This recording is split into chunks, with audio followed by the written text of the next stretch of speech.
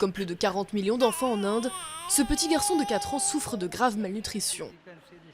Sa grand-mère l'a emmené dans cet hôpital public, doté d'une section d'urgence, spécialisée contre ce fléau. Il était en bonne santé jusqu'à ses 2 ans, avant de tomber gravement malade. Il a dû prendre des médicaments pendant 9 mois, puis il a eu de la fièvre et il a commencé à perdre du poids.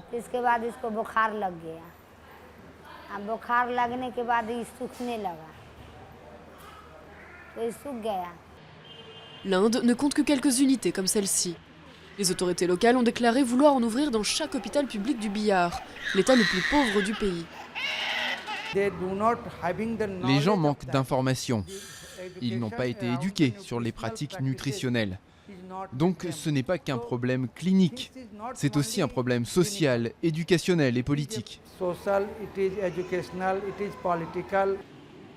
Un problème que les ONG et le gouvernement local veulent traiter à la source, notamment par le contrôle des naissances. Ici dans le Bihar, les femmes ont 4 enfants en moyenne.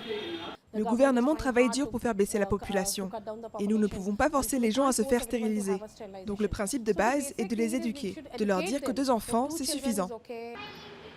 Près d'un enfant sur 4 souffre de malnutrition dans le monde. Ces 10 dernières années, l'Inde s'est rapprochée de ce seuil, mais avec presque 40% d'enfants mal nourris, le pays reste bien au-dessus de la moyenne mondiale.